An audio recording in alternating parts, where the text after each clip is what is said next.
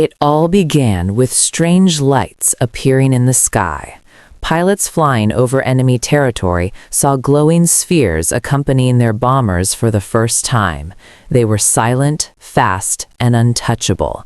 They flew without being detected by radar. They were not enemy aircraft, and no one could explain what they were. Some believed they were secret German weapons. Others whispered that they were beings coming from far beyond Earth. By the end of the war, thousands of soldiers had seen them. They called them Foo Fighters. Stay until the end to learn what American soldiers truly encountered and why this World War II mystery remains unsolved to this day. When American forces encountered UFOs, the Foo Fighters of the war, as Allied bombers thundered through the night skies over Europe, a strange phenomenon began to emerge. Lights that moved faster than any aircraft, glowing spheres that followed bombers, and objects that danced through anti-aircraft fire as if mocking both sides of the war. They were silent, dazzling, and impossible to explain. The soldiers who saw them gave these objects the name Foo Fighters. At first, the encounters were very few and rare. A small number of pilots reported mysterious lights appearing near their wings while crossing the Rhine River or returning from bombing missions over Germany. But by late 1944, the reports had increased to the point where they could no longer be ignored. Entire bomber crews were describing glowing spheres that escorted their aircraft, moved around them at incredible speeds, and then disappeared into the clouds. For the men flying these missions, these were not hallucinations or tricks of the light. They were trained observers flying some of the most dangerous missions of the war, and they knew very well what enemy aircraft looked like. What they saw challenged everything they knew about flight and warfare. The first reports came from the American 415th Night Fighter Squadron flying over the French-German border. Pilots reported seeing orange and white glowing lights following their aircraft throughout the night, and they documented these sightings. Some said the objects behaved almost playfully, darting forward and then slowing down, as if studying the bombers. When pilots changed direction or gained altitude, the lights mirrored their movements perfectly. Intelligence officers were skeptical at first. They believed the pilots were seeing new German aircraft or signal flares designed to confuse the Allies. But this was not an illusion. Soon, British, Canadian, and even Soviet pilots began reporting the same phenomena. These glowing spheres were seen over Italy, the Balkans, and even the Pacific. Allied command grew increasingly concerned. Had Germany developed a secret weapon capable of outperforming everything in the sky? A drone? A jet-powered light aircraft? By late 1944, U.S. military intelligence began seriously investigating the phenomenon, but every explanation only created more confusion.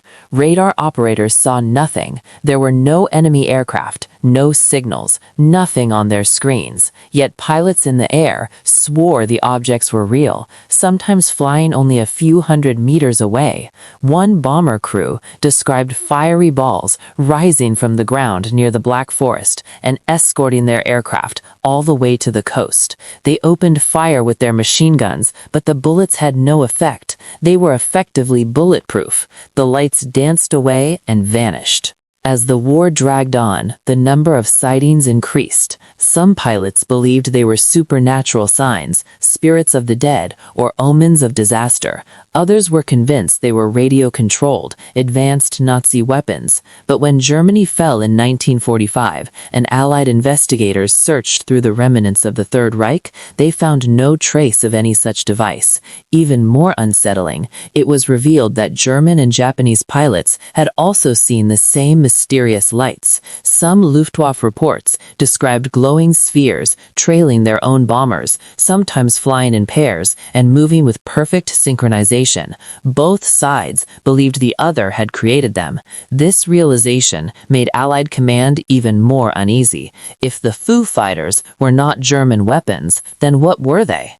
After the war, the U.S. Army Air Forces and the British Ministry of Defense secretly collected hundreds of pilot testimonies. Some accounts were extremely detailed. One American bomber pilot described a silver disc the size of a fighter plane flying alongside his B-17 for nearly 5 minutes before shooting straight up into the clouds at an unimaginable speed. Another described a red ball of light that followed his aircraft for hours, weaving between formations as if it were alive.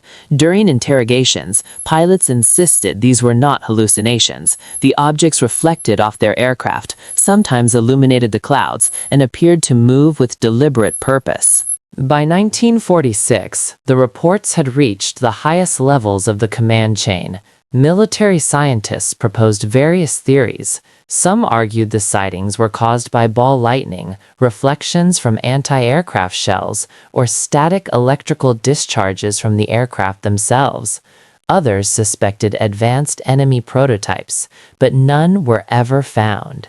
In the years that followed, the sightings did not stop. In the late 1940s and early 1950s, strange aerial objects were reported over the United States itself. Discs, spheres, and bright lights moving faster than any known aircraft. To many within the military, it felt as if the Foo Fighters had simply changed their battlefield. Even today, the Foo Fighter phenomenon remains one of the greatest unsolved mysteries of World War secrecy and left unexplained for nearly a century.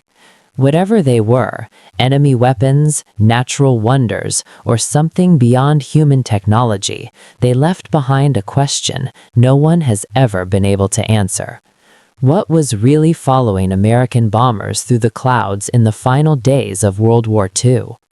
For more videos, could you please subscribe and follow? Thank you very much in advance.